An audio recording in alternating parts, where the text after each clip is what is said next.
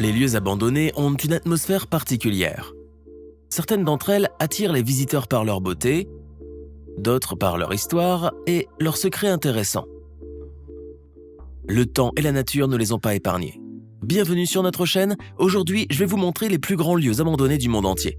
Restez à l'écoute, ce sera intéressant. Sur l'île caribéenne de Montserrat, découverte par Christophe Colomb en 1493, se trouve la ville déserte de Plymouth, la capitale de l'île, qui a une histoire tragique.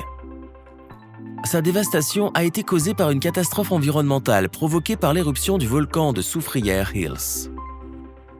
Cela s'est passé en 1995 et a duré 2 ans. L'éruption a été si forte que les rues de cette ville autrefois pittoresque et animée ont été recouvertes d'une couche de cendres de 1,5 m de large. Les toits des maisons et des voitures étaient à peine visibles dans le paysage gris. Avant la catastrophe, Plymouth était une ville touristique prospère, mais aujourd'hui c'est une ville fantôme. Aujourd'hui, environ 80% de la ville est littéralement cimentée dans des matériaux pyroclastiques, et quelques rues que l'on peut encore parcourir attirent les amateurs d'insolites. Fordlandia, Brésil. Henry Ford croyait que ses usines allaient non seulement créer une nouvelle économie, mais aussi un nouvel homme. Un travailleur honnête, sobre, qui détestait toutes ces danses de jazz à ses excès, ne rêvant que d'exploitation du travail. Il conçoit alors un projet fou, construire une ville dans la nature amazonienne et y élever des citoyens idéaux. À la fin des années 1920, les entreprises de Ford ont besoin de caoutchouc, mais le marché est monopolisé par la Grande-Bretagne. Ford voulait faire d'une pierre deux coups, créer sa propre industrie du caoutchouc et jouer à la simulation d'urbanisme avec de vraies personnes. En 1926, elle a acheté 14 000 km² de terre près de la rivière Taparos, au pôle le plus inaccessible de l'Amérique du Sud. En 1928, la construction de Fordlandia a commencé.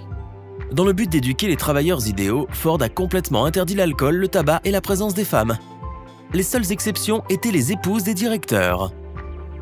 Même le football et la danse moderne ont été interdits. Les employés avaient pour consigne d'assister à des soirées de poésie et de valse.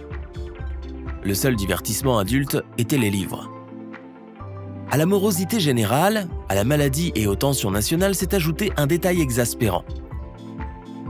Pendant toutes les années où Fordlandia a été actif, de 1928 à 1934, il a été complètement inutile. La plantation dont il était question n'a pas produit une seule goutte de caoutchouc. Les managers de Ford ne comprenaient absolument rien à la culture des crevasses. Les arbres ont été plantés les uns à côté des autres et se sont rabougris. L'ensemble de la plantation a contracté des champignons et des acariens et a dépéri. Comme il fallait s'y attendre, les travailleurs ont rapidement commencé à se révolter contre le régime. C'est en 1930 que se produit le pire soulèvement, les travailleurs coupant les fils télégraphiques, détruisant les générateurs, les bâtiments publics et même leurs propres maisons. Fordlandia, en tant que projet commercial, était voué à l'échec. Henry Ford a dépensé 20 millions de dollars, plus de 200 millions de dollars au taux de change d'aujourd'hui, pour ce projet, mais il n'a pas rapporté 1 centime de revenus. En 1934, la colonie qui abritait autrefois 10 000 personnes a commencé à décliner rapidement. En 1945, l'héritier présomptif de Ford a vendu Fordlandia. Il est rapidement devenu une ville fantôme. Gunkanjima est le nom familier de l'île de Hashima, située à environ 18,5 km au sud-ouest du port de Nagasaki. Les gisements de charbon de Hashima ont été découverts pour la première fois en 1810. Un projet de dragage en 6 étapes a transformé le récif en une île artificielle, d'une superficie totale de 6,3 hectares et d'une longueur de 480 mètres du nord au sud et de 160 mètres de l'ouest à l'est. Pendant la Seconde Guerre mondiale, des prisonniers de guerre coréens et chinois ont été contraints de travailler dans les mines de l'île. Ils travaillaient dur et beaucoup, et mangeaient peu. Les gens ressemblaient à des squelettes. Plus de 1000 personnes sont mortes sur l'île entre 1930 et 1945. L'exploitation à grande échelle du charbon a commencé sur Hashima en 1890. Au mieux de sa forme, dans les années 1960, l'île était habitée par plus de 5300 personnes, soit une densité de population 9 fois supérieure à celle de Tokyo. L'île de la mine comportait des immeubles de grande hauteur, Des écoles, des restaurants, des cinémas, bref, tout ce dont vous avez besoin. La centrale a permis aux habitants de Kunkajima d'utiliser l'électricité gratuitement.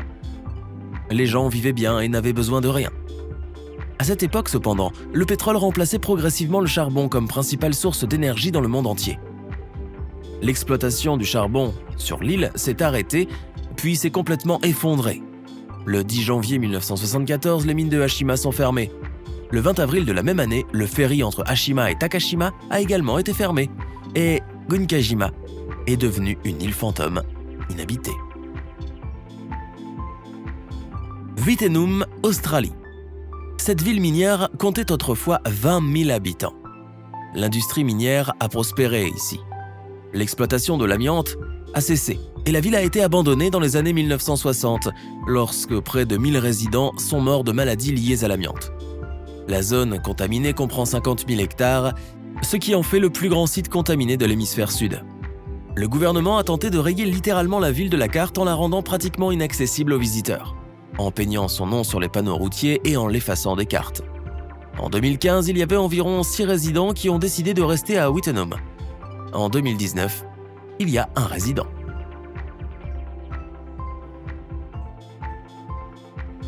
Varosha, Chypre. Varosha est une ville vide et abandonnée, désormais gardée par l'armée turque. Dans les années 1970, Famagusta était une destination touristique majeure à Chypre. En raison du nombre croissant de touristes, de nombreux hôtels et installations touristiques ont été construits dans la ville. La ville est à l'apogée de sa popularité et bénéficie de la reconnaissance de nombreuses personnalités de l'époque. De nombreux hôtels modernes sont situés à Varosha et ses rues sont bordées de lieux de divertissement, de bars, de restaurants et de boîtes de nuit. La renommée de Varosha en tant que station de luxe est due non seulement à ses excellentes infrastructures, mais aussi aux particularités du sable de la plage locale. Il est très fin et a un toucher agréable. Le 20 juillet 1974, l'armée turque a envahi Chypre en réponse à un coup d'état politique dans le pays et le 15 août de la même année, les Turcs ont occupé Famagusta. La population grecque a fui la région en toute hâte, laissant à l'intérieur ses biens, ses meubles, tout ce qu'elle avait gagné par un dur labeur. Il leur semblait à l'époque qu'ils reviendraient ici dans quelques jours. Mais presque 50 ans ont passé et la ville reste vide. L'armée turque l'a bouclée, clôturée et installé des postes de surveillance du périmètre. Des centaines de personnes gardent une ville complètement vide, sans aucune raison. Yujiapu, Chine. La Chine est l'un des leaders mondiaux de la construction immobilière. Cependant, les nouvelles maisons ne trouvent pas toujours leurs locataires. Yujiapu était destiné à devenir le Manhattan de la Chine, une ville de gratte-ciel, l'un des principaux centres financiers du pays. Plus de 200 milliards de yuans, environ 33 milliards de dollars, ont été investis dans le projet de construction de ce quartier de Tianjin. La construction a commencé en 2008, la première phase devant être achevée en juin 2014.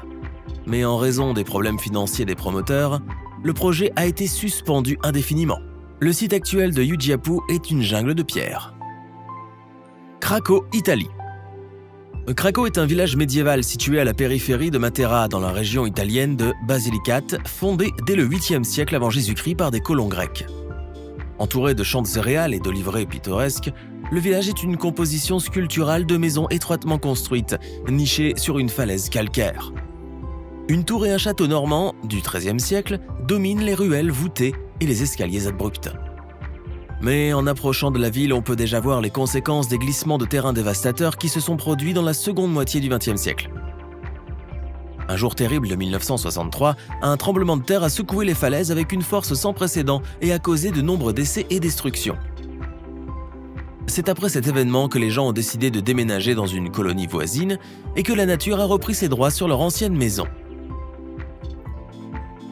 Au moment de la relocalisation massive, environ 2000 personnes vivaient dans la ville, dont seules quelques personnes âgées ne voulaient pas se séparer de leur maison.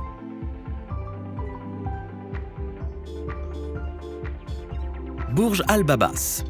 Il s'agit d'un complexe résidentiel abandonné en Turquie, composé de centaines de châteaux Disney miniatures s'étendant presque à perte de vue. C'était censé être une destination de vacances pour les super riches de ce monde. Il était en construction depuis 4 ans en Turquie, entre Istanbul et Ankara, mais le promoteur a fait faillite fin 2018. Aujourd'hui, 587 villas à 400 000 $ chacune sont inachevées, sans fenêtres ni infrastructures. Aujourd'hui, Burj Al Babas est l'une des plus grandes villes fantômes du monde, avec des centaines de villas inachevées, dont certaines ont déjà commencé à tomber en ruine. C'est l'histoire d'une grande ambition, de prix immobiliers exorbitants et de problèmes économiques qui ont fini par mettre fin au rêve de Burj Al Babas. Mes amis, c'est tout pour aujourd'hui. Donnez-nous vos impressions si la vidéo vous a été utile et n'oubliez pas de vous abonner à notre chaîne. Nous avons encore beaucoup de choses intéressantes à voir.